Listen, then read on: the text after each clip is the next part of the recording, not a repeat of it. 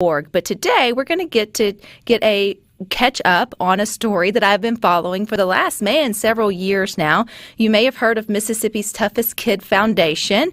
They launched their project Camp Kamassa back in 2018. And from there, they've garnered great partnerships with the military, and they're moving right along. And it's going to be Mississippi's first fully wheelchair accessible camp that's year round. I should let you, Miss Mary, share. You're sitting there like you're getting it right, no, Rebecca. You're doing good. You're doing good. But the Mississippi's Toughest Kid Foundation, Miss Mary, you were the founder and director of that.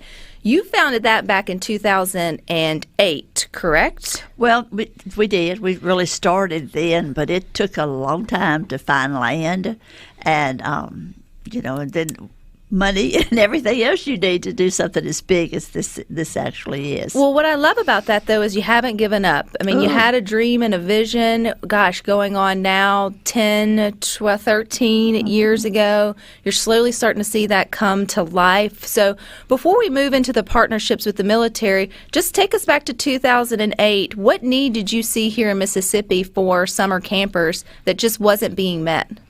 You have to go back a little further to 2000. That's cool. We got all day, Miss Mary. Good. All right. In 1977, our son, who was then 3 years old, was diagnosed with cancer. His name is Dan. And Dan is a cancer survivor. He's grown now, of course. He was 3 years old, though, when he was diagnosed. So it's a pretty hard period of time with surgeries and chemo and radiation and all. But in 1984, he went to the first ever camp for children in Mississippi that had cancer. And he had a great time. It was at Strong River Camp in Mississippi, and he just had the best time and loved it. Came home talking about how wonderful it was.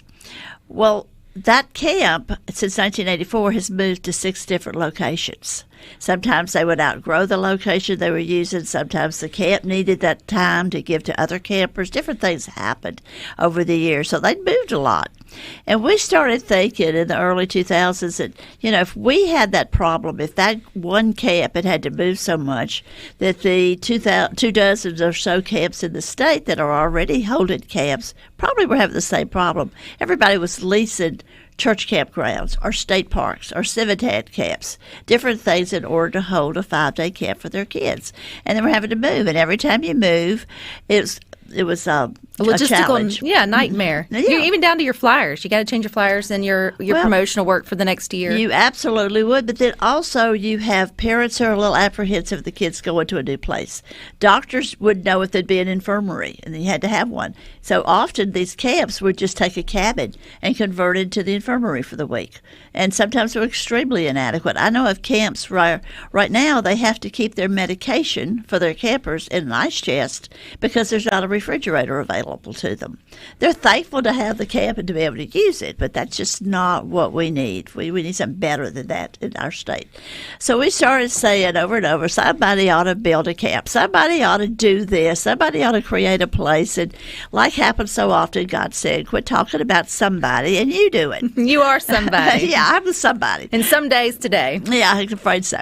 So we did start looking first thing I did was visit other states. And I've been to 13 camps in other states to see how they do special needs camping, just to learn from them. Because you have everything from ramps to the height of things to, you mentioned the infirmary. I mean, we take it for granted when we send our children without special needs to camp, all the things that are just geared towards them. But little tweaks can make all the difference in the world for a camper in a wheelchair to be able to have the same level of experience. Absolutely right. And we didn't want to have a facility where anybody wasn't able to do everything that was there, whether it was the horses, get into a canoe, paint, whatever we were doing, we wanted every child that attended camp to be able to do it. And so finding land, that was one of the first, after we learned more about it, we started looking for land. We got a 501c3, we established a board, and we started looking. It had to be land where we could have a lake, because you do so many activities at a lake, but there's a lot of camp sandy. doesn't have You gotta have a lake. kayaking, That's fishing. Right. That's absolutely right. And so a lot of our land in Mississippi has got sand down in it. Wouldn't have held a lake. And then also a lot of our land is so hilly, and we were going to have to level it out in order to build this camp, and so we were trying to stay away from that. And then when my son Dan had attended camp those first few years, he went to a camp that had a creek. And he always said, we got to find land with a creek. We've just got to. Your wish list now, Miss Mary, is just growing for this really camp. had to be a specific spot of land. So we found that land in 2013. In Crystal Springs, Mississippi. Well, about 9 miles northwest of Crystal Springs. So what's the community called there? What's the actual address? Well, from now on, it's going to be called Camp Kamassa neighborhood. It's on Summerall Road. In northwest from Crystal Springs. So once you found the land, it had to have a name. And there's a great story around how you came up with Camp Kamassa, which is going to be the place where, children as well as adults can go all year long if needed and have that camp experience. And nothing's going to keep them from being able to have the full camp experience because it will be fully stocked and ready to go for any able body or individual abled body to be able to experience it. So where did Camp Kamassa come from?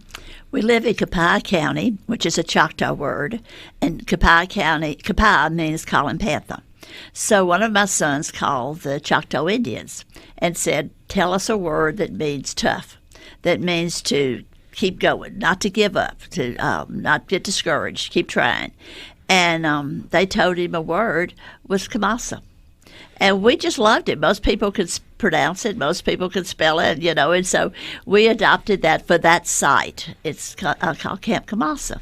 And that's where, but that is what you embody is Kamassa with keep going, keep moving forward, because even once you got the perfect land for Camp Kamassa, you had to have someone to build it. And you also had to have the money now to start to, see it come alive in three-dimensional, really 4D sort of form. So this is where our other guest here that's joining us on Good Things come in. We have Stacy Gilman. He's the Chief Enlisted Manager for the 172nd, did I say that right? Yes, ma'am. Civil Engineer Squadron here in Jackson. He is accompanied also by his wife, who is in Air Force military, Dawn. But Stacy, you're also the senior non-commissioned officer in charge of the Camp Kamassa IRT, which is the Innovative Readiness Training project, yes, which is this really phenomenal partnership between private and military sector for good. So, Stacy, I'm not going to butcher that partnership. So how did that come about? So the Innovative Readiness Training, that program was brought about by President Clinton under his Rebuild America Act back in the 90s.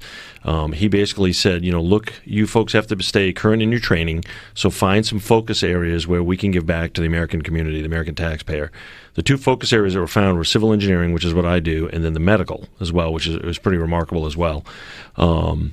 Nonprofits and municipalities apply for this process, and obviously there are 9 different AFRCs, 9 different jobs, if you will, within civil engineering, and this project fills almost all of them.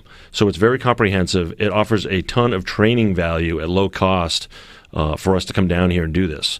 So it's a win-win for everybody. It's really the pinnacle. I've been doing this for 5 years.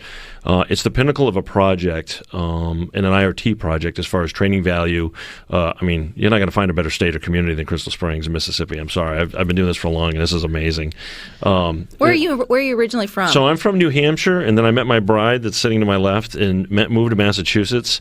And originally when this all started, how I first met Mary is I was supposed to finish a camp. We had just got married, finish a camp in Maine. At the last minute, they said, we're going to greenlight this Camp Kamassa project in Mississippi. And I said, you want me to go to Mississippi for 5.5 months in the summer? No.